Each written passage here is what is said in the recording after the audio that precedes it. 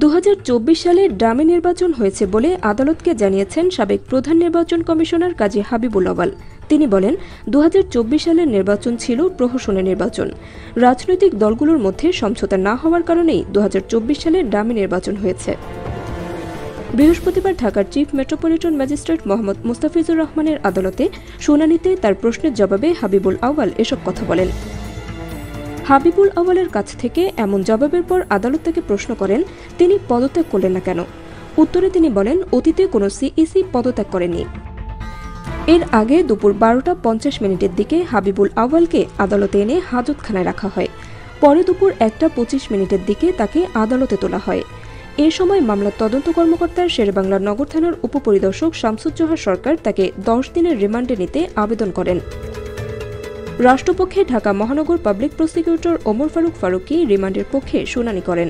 শুনানিতে তিনি বলেন, এই আসামির আমলে 2024 সালের 7 জানুয়ারি এদেশে কলঙ্কজনক একটি নির্বাচন হয়।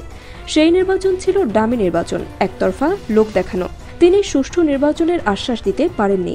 আসামির বিরুদ্ধে তৎকালীন সরকারের সঙ্গে আঁতাত করার অভিযোগ রয়েছে। নির্বাচনের থোক বরাদ্দ থেকে অর্থ আত্মসাৎ করেছেন তিনি। এরপর আদালতের অনুমতি নিয়ে কথা বলেন সাবেক সিইসি হাবিবুল আউয়াল। তিনি বলেন, অর্থ আত্মসাৎ ও দুর্নীতির অভিযোগ মিথ্যা। প্রহসনের নির্বাচন হয়েছে, একতরফা ডামি ভোট হয়েছে স্বীকার করি। আমার সময়ে কোনো জালিয়াতি হয়নি নির্বাচনে। নির্বাচনকালীন ভাতা বেশি দেওয়া হয়েছে কিনা জানা নেই। ভোট কাস্ট করা আমার দায়িত্ব না। ক্ষমতার লোভ ভয়ঙ্কর লোভ, কারও কিছু করার থাকে না। কথা বলার সুযোগ না দিলে গুলি করে মেরে ফেলেন। তিনি আরও বলেন, কোনো দলীয় সরকারের অধীনে সুষ্ঠু নির্বাচন করা সম্ভব না।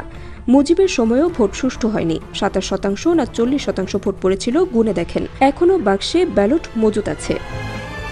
8 ঘণ্টার দীর্ঘ শুনানি শেষে হাবিবুল আউয়ালের 3 দিনের রিমান্ড মঞ্জুর করে আদেশ দেন আদালত।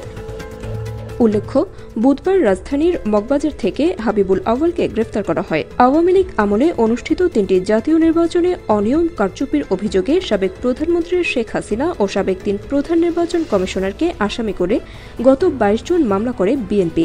পরে 25 জুন এ মামলায় নতুন করে রাষ্ট্রদ্রোহ, প্রতারণা ও অর্থ আত্মসাতের ধারা যুক্ত করা হয়।